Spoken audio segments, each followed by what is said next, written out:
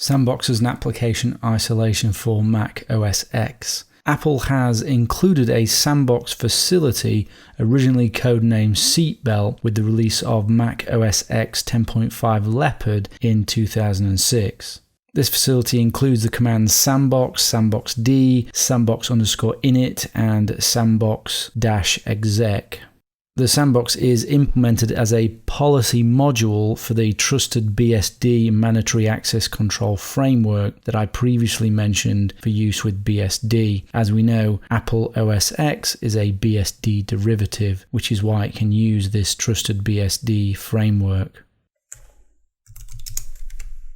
You have to write a configuration file for each application that you want to sandbox.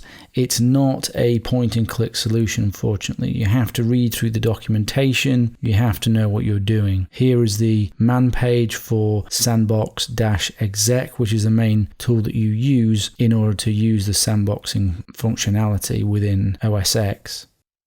Also, Apple has a guide here, which you can read on how to use the sandbox.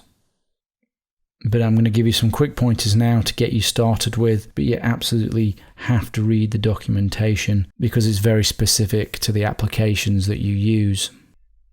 So I mentioned that each application needs to have a configuration file or a profile file that says what that particular application or process is allowed to do. In order to create those, you need to have root privileges. So let's change to root.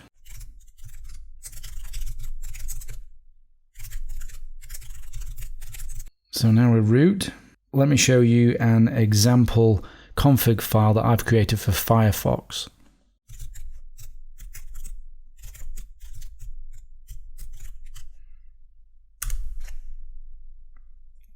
This one is based on information that I found at these two URLs, which you can see here. You can maybe check those out as well. If we go down here, you can get an idea of the sort of settings that you need to make.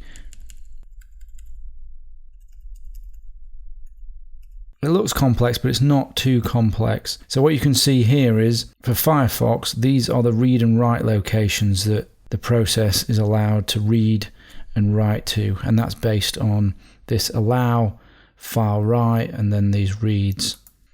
If we go further down, you can see similar sorts of statements. So this is what Firefox is able to read, or the locations it's able to read, and files. Here we're importing extra rules from the bsd.sb file, which is essentially a file that looks like this, that has some specific BSD rules in it.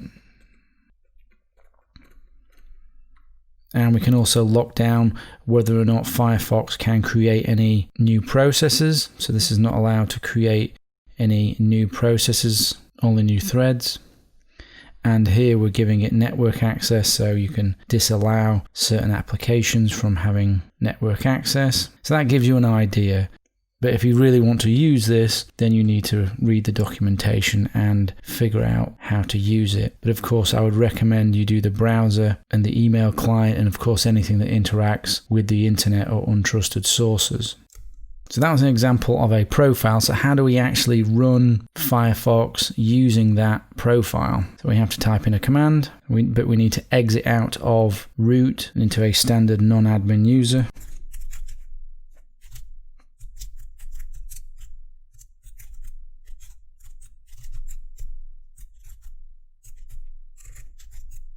So that's saying sandbox using this configuration, and then I need to enter the name and path of the application that I want to sandbox with those rules.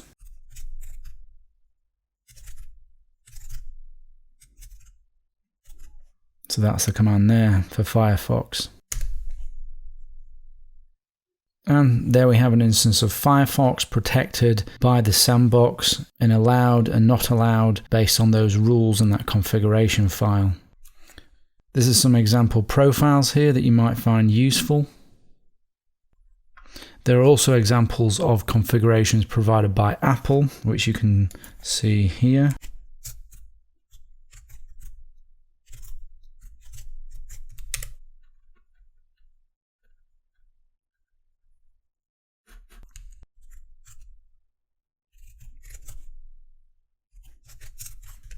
So that's what one of them looks like for FTP proxy.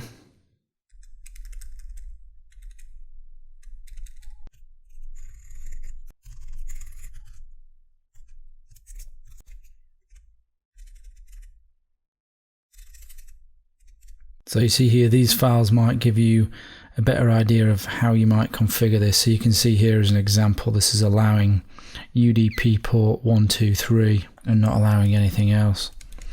So it gives you a good idea. You also get errors as well, trace results showing you when you have problems with a file when you've sandboxed it, and that can help you decide on what you want and don't want. There's a Firefox profile here that you might find useful if you want to use Firefox.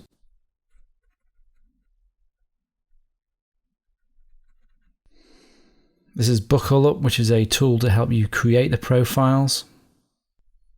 A quick start guide here, which you might find useful. And this is a report by a security researcher on the Apple Sandbox that's worth a read if you really want to dig deeper into it.